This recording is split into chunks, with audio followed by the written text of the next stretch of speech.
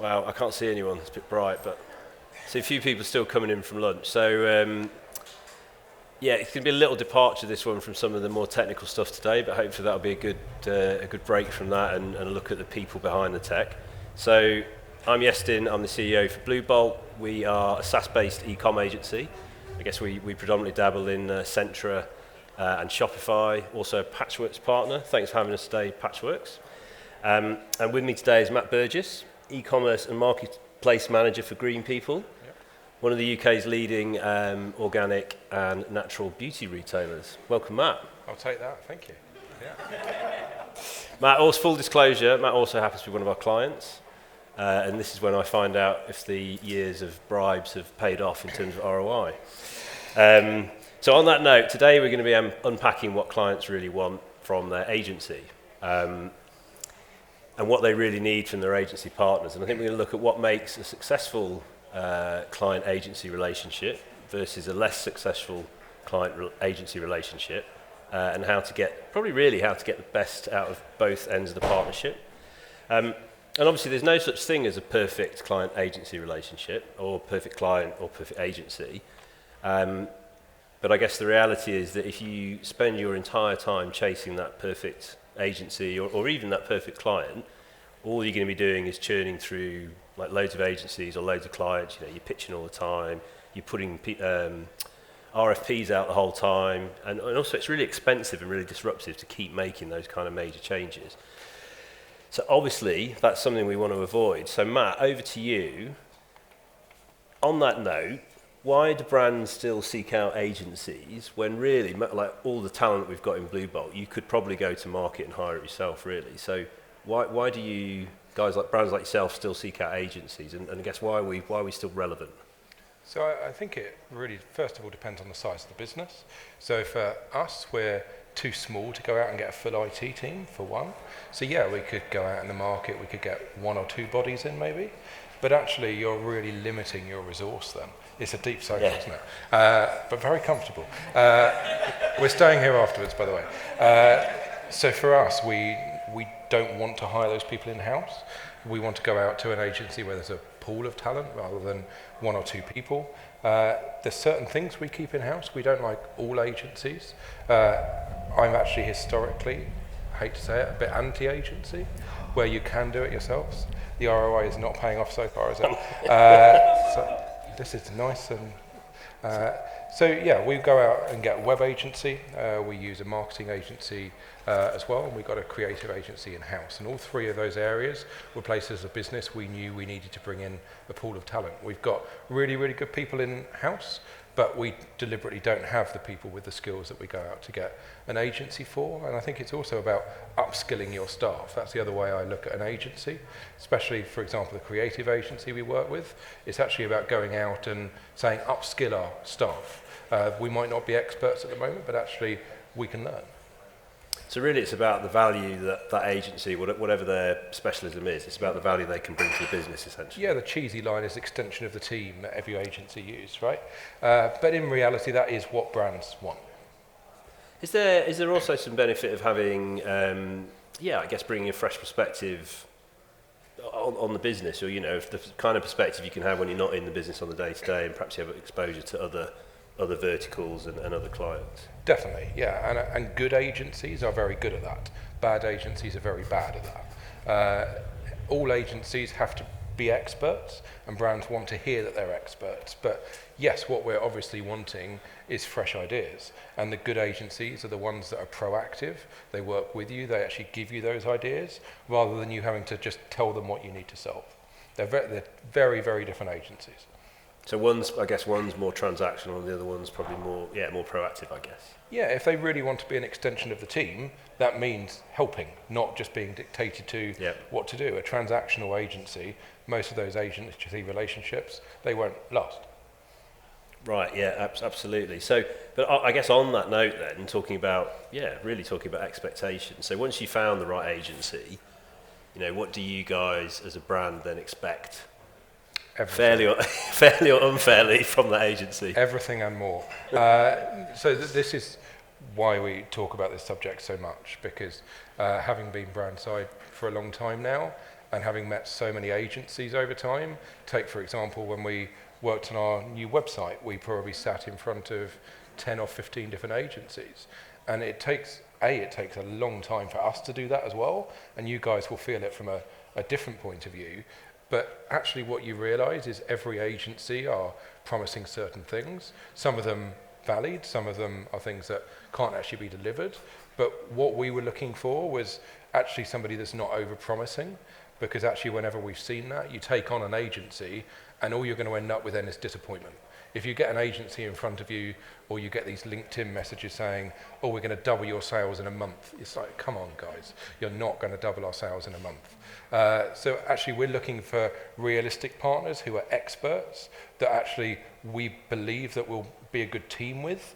We're not looking for them to come in and disrupt everything and change everything. We're looking for them to come in, be an extension, work with us, be skillful where they're skillful, but also be honest with us. We don't want an agency that just says yes to everything.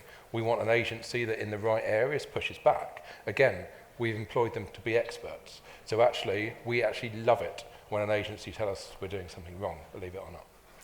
I'm going to write that down and take it back to the team. No, don't write it down. So obviously, that's largely fair, I think, largely fair expectations of your agency. But I guess when things aren't going so well, what do you guys think the agency is thinking, or how do you perceive the agency's perspective to be when things are perhaps a little tricky? It's a really interesting one, and I think it depends what position you are in a company. If you're boardroom, not dealing with it, they just think they're just trying to get extra hours out of us. What do they want now? You want me to sign off more hours? You have that kind of expectation.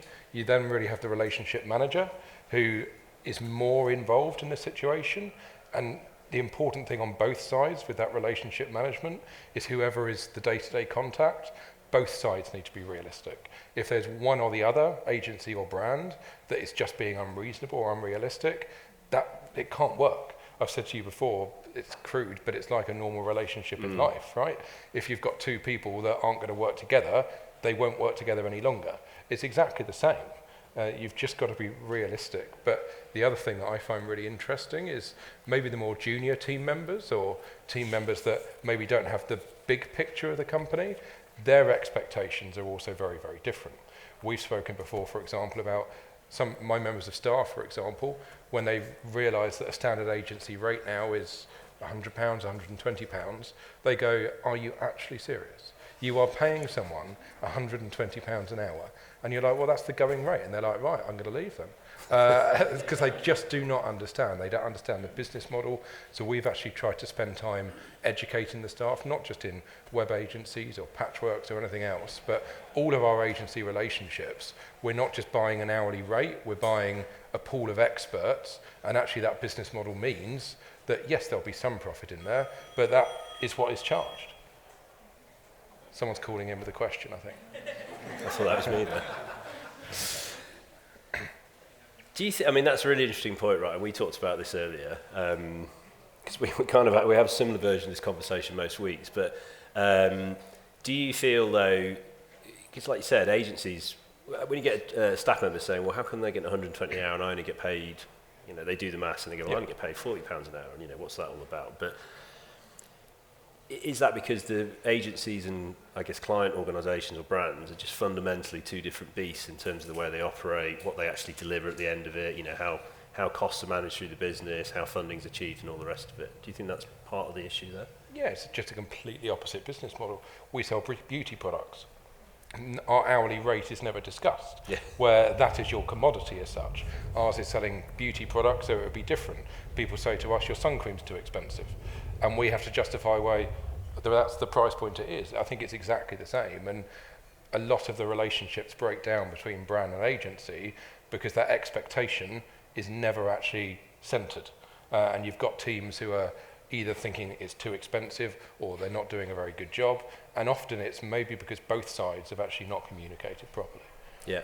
It's strange, isn't it? Because the paradox is that, agencies obviously need brands, and at the same time, brands clearly still need agencies. Yes. Because they're fundamentally different. But that's often, those fundamental differences are often where the cracks start to appear, I guess. Yeah, 100%. And the other problem is, these days, with LinkedIn and everything else, I probably get 10 or 12 LinkedIn messages a day from various agencies or experts here. Oh, I've just done a video for you that's completely customized. No, you haven't. So there's all of those things, but it makes it so easy now that as soon as there is that hard time, like it was one of the talks I was talking about earlier, actually, instead of going and shopping elsewhere, it's actually first of all about going, actually, no, you guys know our business already. If I'm going elsewhere, I've got to start the whole process again. That is a massive process. And actually, you never know if you're going to get anything better until you've actually gone through that whole process. So too easily, people move, in my opinion. Yeah, I agree. I mean, I think there was a talk earlier where, was it Heracles? Where the quote was change is constant. It's something I do say to the team all the time, but obviously there's a level of change which actually is incredibly disruptive, and change for change's sake is never good. In terms of those conflicting business models, do you think some of that comes down to, obviously there's fundamentally, they're two different entities or two different beasts as it were, but do you think some of that comes down to literally a very different set of priorities on a daily basis for someone in the brand team versus someone in an agency team? Absolutely. Priorities are completely different. And as soon as you've got the different commodities you're selling time, we're selling product. Yeah. And those two business models are so fundamentally different that actually, unless both sides are going to take into account that you're going to start in very different places and you've got to meet in the middle, that's where the problems will arise. And what, from your perspective, I guess, if we could delve into some of those, I mean, I know we've talked before about, I don't know, agency process, for example. But I can imagine that's quite frustrating because at the end of the day, it's our process, it's not your process. And you've got to raise a ticket for that, please. Yeah, that is my bugbear, as you know. Can you raise a ticket? Like, do I really have to do that? Can't you just miraculously do it for me? Yes, it's really frustrating because you've obviously got to run the agency like you need to, and it's not just with web agencies, it is across the board. But yeah, a brand does not want to be sat there doing admin that they feel should be done by the agency themselves, that's for sure. Absolutely. So with that in mind, what do you think the solution is here? So obviously, as we said before, brands do need agencies, not all the time, but there's a valid kind of need there and a valid demand. But obviously, as we've said, a lot of those differences in priorities and so on, actually kind of lead to some of these frustrations and potentially or ultimately the end of the relationship. What in your experience is the solution to essentially mitigate for that? So I think one of those things is, again, if you look at the sales process of an agency, let's take websites. So if we're doing a new Shopify store, we go out, we get full tenders from X amount of agencies, full pricing, present that back to the board. And that as a brand is it's a time-consuming process, but you actually learn a huge amount because different agencies will come up with different ideas. And actually, it's really nice to hear from external parties what you could be doing. What many agencies do is once you're in, and you're just in your monthly retainer now. Where actually, when agencies then take a step back, and it's not just quarterly reviews because some of them are so mind-numbingly boring. But we won't do those anymore. But more, even if it's just a yearly catch-up, and it's kind of like sitting down, resetting expectations, and like you're a new customer, getting that care and attention, because actually then you've got no reason to move. Because actually, it's also helpful for the agency because they sit down with us, they really understand what we're wanting, and it's really useful for us because we feel we're being listened to, and we feel that there is still kind of motivation there to work together to get to the next step. And I think it's so important. And so many agencies, going back to transactional, are just so transactional. And that would never happen. And I think that is where a lot of people go wrong. Yeah, I mean, I think something certainly I've always really tried hard to avoid. I guess there are some pressures there in terms of, your sales team get the business in and then they're off chasing the next target, and then kind of the honeymoon period is over and delivery sets in. But as we were saying earlier, not necessarily really even that cheesy analogy, really. At the end of the day, it is just another relationship, right? Yep. And if you're not paying the other party attention in any way or listening to them, or they don't feel they're being heard, then clearly it's not going to go well. No, it's as simple as that, really.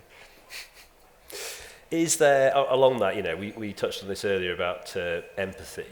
and brands having, like you said with your team, when they complain about agency rate cards, like brands having empathy for how agencies actually work and what that means for certain things like rate cards. Yeah. What about agencies needing to have a bit more empathy for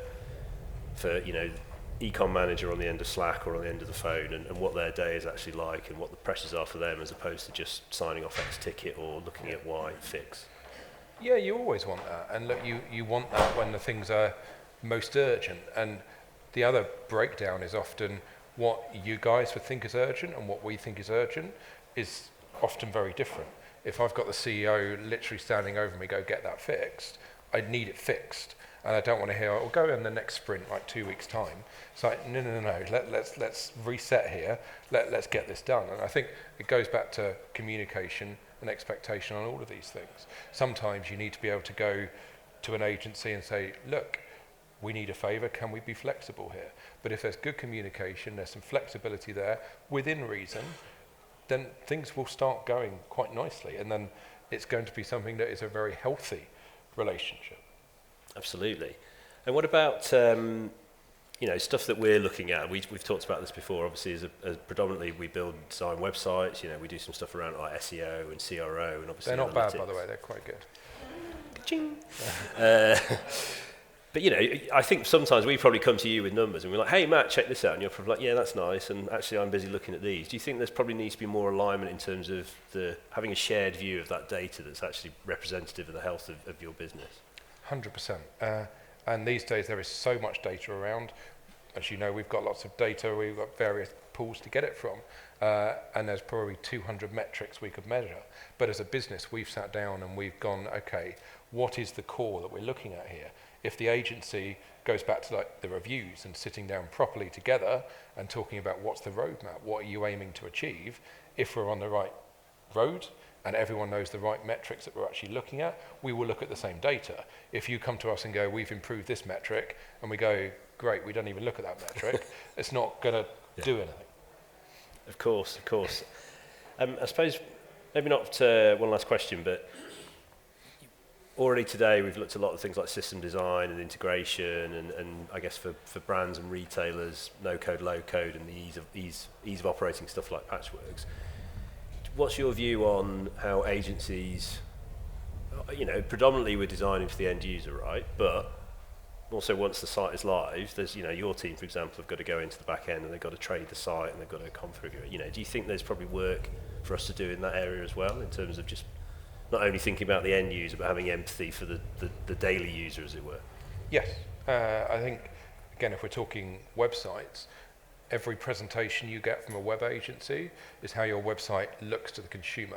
They never talk about, and actually we're going to add this functionality into the back end, which actually might save the person uploading products or offers actually X amount of hours. And to them, that's so important. And all that's often put there, because at the end of the day, boardroom level, they're not worried about 2 hours for an administrator not to need to do. But actually, if you can, again, strike the balance between the two, it can make a really big difference. It's like having a car and not being able to drive it properly, but on the outside it looks great. Nobody wants that. The best cars are the ones that work inside and out. And it's quite similar with a website, because there could be the most annoying things that maybe don't get developed. Like we had a couple when we were like, you sit with a team and they go, I can't do this. And they say, okay, was it in the brief? Well, no, but we should be able to do it. And actually that's purely, we never asked for it, you never thought we needed it, and then it's not there, and then there's frustration. So again, talking closely, making sure that back end and front end are both easy to use is, it's a big thing. Yeah, and I think that's a really practical application of that empathy as well, right? Because obviously there's what's in the brief, stroke what you've been paid to do, like what the board are expecting in terms of how the site looks and performs. But equally, there's an empathy piece there that isn't necessarily driven by what's in the brief or kind of what's in the scope, which is actually how's this going to be used, and will it be used if I adjust that parameter so that is actually configurable in the back end. Yeah, and no one from a brand side wants to be in a call and go, oh, we haven't got that, and to hear it's not in a brief, that's going to be extra hours. So the agencies have to say it, but we're also going to not like hearing it. Well, I mean, I do think there needs to be a balance, but I never like hearing that because my first reaction, and the team hate me for it, my first reaction is usually, well, you should have made sure it was in the briefs then, because if they're asking for it now, we should have suggested it earlier. I will pass that on next time. Don't worry, they've heard it a million times. Thank you, Matt. Does anyone have any questions for Matt or even myself on this? Yes, please. Firstly, thank you for your transparent opinions. I think it's very refreshing. Just from an agency perspective, would you find it worrying if they had too little clients? So let's say you've got your Bluebolt, you reach out to them and they reply straight away, or they might take and say, "Oh, we'll make it to you." Do you find it worrying if the agency doesn't have those processes and they've got too much time for you? I don't think I've ever experienced that. You're giving them ideas. It sounds blissful. It's a utopia, it doesn't exist. In all honesty, it would probably be a bit unnerving, actually. All you want is to know that if you need a ticket raised, that even if they come back and say, we're going to do it tomorrow, and there's communication, that's absolutely fine. The frustration comes when either there isn't communication, that's the primary thing that brands hate, but yeah, that's really fucks me, that question, because I've never had an agency with too much time. But I'll try it out. I'll try it out. Good to know. Thank you so much. Thank you. I can't see any hands. Anyone else? I think we're all done.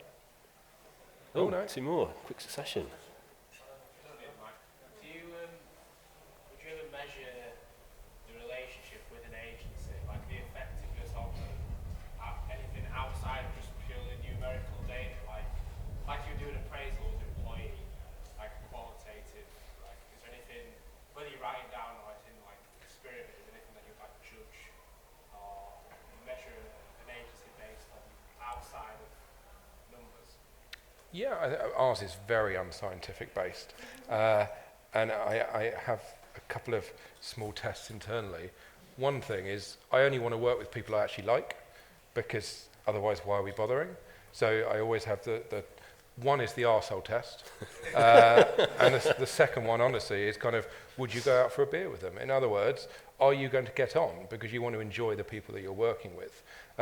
Outside of that, metrics-wise, not desperately. I think we've just got to talk about internally, is there a reason we would want to change? And agencies can either give you that reason or do a good job and still be on top of it and not give you that reason. Our marketing agency, for example, we've worked with for 10 years. We don't see a reason to change that. We don't want to go through the whole process of tendering and everything else. Then the question is always, is there something better out there? And the honest answer is, you don't know. But sometimes, actually, stability is great, and having that continuity for a brand is amazing, especially if the staff turnover at that agency is not high, so you get to know the people really well. I think that's really healthy, because then it actually becomes like you know the agency properly. Thank you. So, yeah.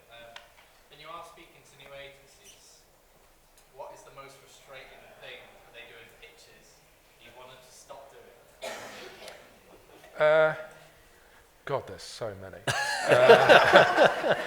So first of all, I hate it when agencies reach out on LinkedIn. Sorry, I just do.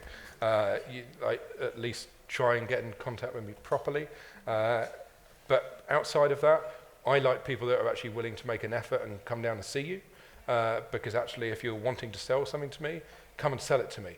If you just want to do a 30-minute Teams or Zoom, as a first call, sure, fine.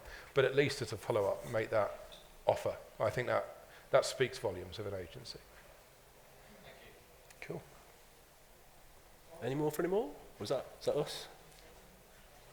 And that's it. Cool. Round of applause. Thanks for listening, everyone. Thank you, Thanks, guys. Thank you, Matt. Thanks, sir. Cheers, Dave.